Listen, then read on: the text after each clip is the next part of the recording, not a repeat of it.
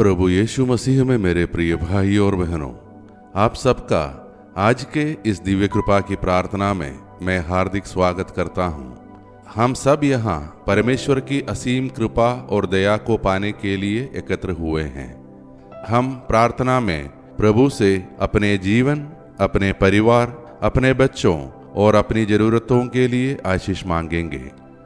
हमारे जीवन में कई बार शिकायतें होती है, समस्याएं, कठिनाइयाँ और चुनौतियाँ, लेकिन हमें यह नहीं भूलना चाहिए कि जिस जीवन की हम शिकायत करते हैं वही जीवन लाखों लोगों का सपना हो सकता है।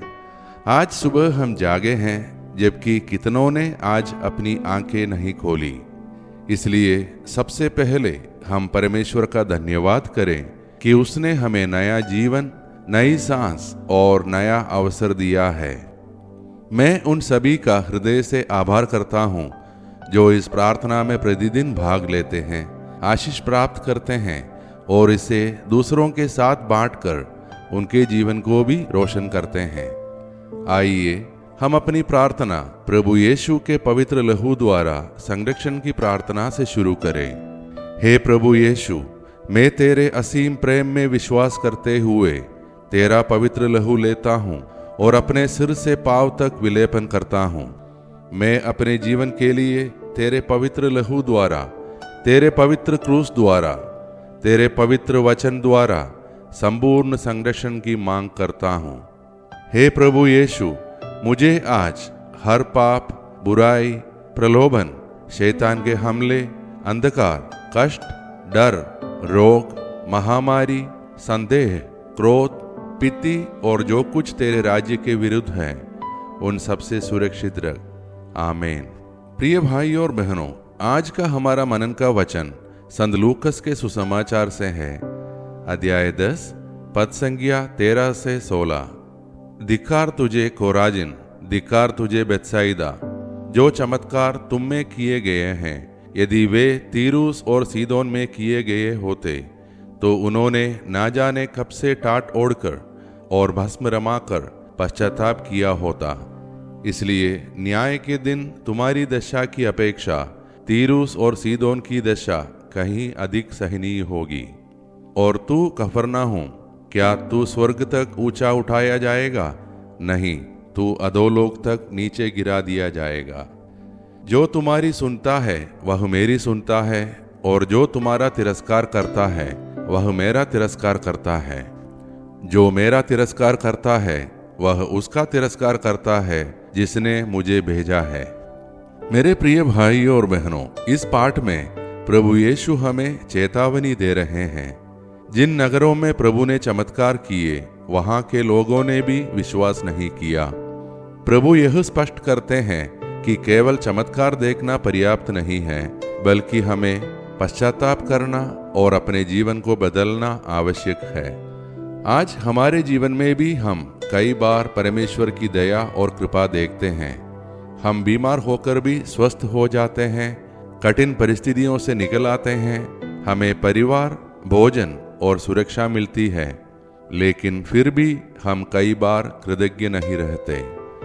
यीशु कहते हैं, जो तुम्हारी सुनता है वह मेरी सुनता है।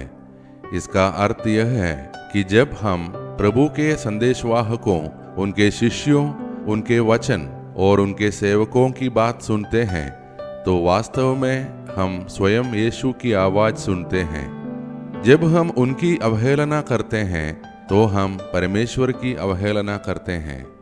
यह पाठ हमें याद दिलाता है कि हमें अपने जीवन में पश्चाताप की आवश्यकता है, प्रभु के वचन को गंभीरता से लेना है और उसके अनुसार चलना है। यह हमें आशा देता है कि यदि हम विश्वासपूर्वक प्रभु की ओर लौटते हैं तो वह हमें क्षमा करेगा और नई शक्ति देगा। तो अब आइए मेरे प्रिय भाई और बहनों, इसी विश्वास के साथ हम अपने आप को प्रभु के हाथों में सौंप दें और मिलकर प्रार्थना करें। हे सर्वशक्तिमान परमेश्वर, आज हम तेरे सामने कृतज्ञ हृदय से आते हैं। हम इस नए दिन के लिए, जीवन की सांस के लिए और तेरे अनगिनत आशीर्वादों के लिए तुझे धन्यवाद देते हैं। हमें वह बुद्धि प्रदान कर कि हम तेरे आशीर्वादों को पहचाने और दूसरों के लिए भी आशीर्वाद बने। हम अपने परिवारों के लिए प्रार्थना करते हैं। हर परिवार में प्रेम, शांति और आनंद बना रहे। बच्चों को तेरी रक्षा और मार्गदर्शन मिले, वे विश्वास और आज्ञाकारिता में बढ़े। बीमारों और पीड़ितों को तेरे नाम से चंगाई मिले।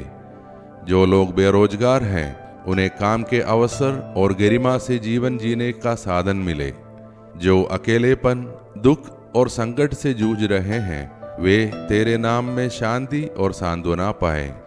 हम विशेष रूप से उन सब के लिए प्रार्थना करते हैं जो आज जन्मदिन और विवाह की वर्षगांठ मना रहे हैं।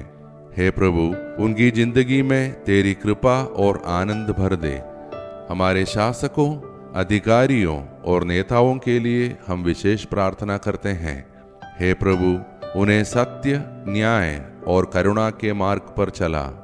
उन्हें बुद्धि दे कि वे केवल अपने स्वार्थ के लिए नहीं, बल्कि संपूर्ण मानवता की भलाई के लिए कार्य करें। हमारे राष्ट्र भारत को आशीष दे और सारी दुनिया में शांति और मेल मिलाप स्थापित कर। हम सबको अचानक और अप्राकृतिक मृत्यु से बचाए रख। ये सारे प्रार्थनाएं और हमारे मन के अन्य प्रार्थनाएं हम समर्पित करते हैं हमारे प्रभु यीशु मसीह के नाम पर, आमीन। शैतान को बांधने के लिए प्रार्थना। स्वर्ग और पृथ्वी के सृजनहार, सर्वशक्तिमान पिता परमेश्वर, उसके एकलौते पुत्र हमारे प्रभु यीशु ख्रिस्त और हमारे सहायक पवित्र आत्मा के नाम पर, पवित्र कुंवारी माता मरियम, महादूत संत मिखाएल, सब दूतों और संतों की मध्यस्थता द्वारा अंधकार के सभी शक्तियों पर, सभी शैतानी ताकतों पर मैं अधिकार लेता हूँ और उन्हें आदेश देता हूँ, वे क्रूस के नीचे हमेशा हमेशा के लिए नष्ट हो जाए और फिर कभी न लौटे, आमीन।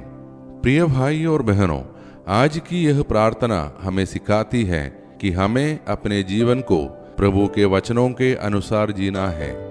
अगर इस प्रार्थना ने आपको आशीष और आशा प्रदान की है तो कृपया इसे लाइक और शेयर करें ताकि और लोग भी प्रभु के वचन और उसकी कृपा से आशीषित हो। हम कल की दिव्य कृपा की प्रार्थना में फिर मिलेंगे। तब तक प्रभु हम सबको और हमारे परिवार को अपने संरक्षण में सुरक्षित रखे। आइए हम सब मिलकर अंतिम आशीष की प्रार्थना करें।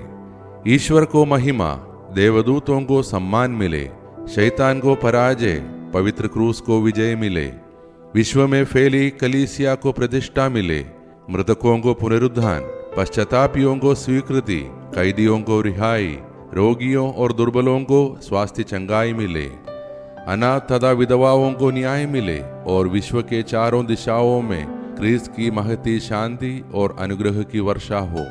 हम पर जो कि दुर्बल और पापी है, संपूर्ण विश्व पर उसकी सीमाओं तक हमारे प्रभु यीशु क्रिस्त की अनुकंपा और करुणा उतरे और छाई रहे अब और अनंत काल तक, आमीन। धन्यवाद के साथ स्तुति गाऊंगा, हे यीशु मेरे खुदा, उपकार तेरे हैं बेशुमार, कोटि कोटि स्तुति धन्यवाद, कोटि कोटि स्तुति धन्यवाद, कोटि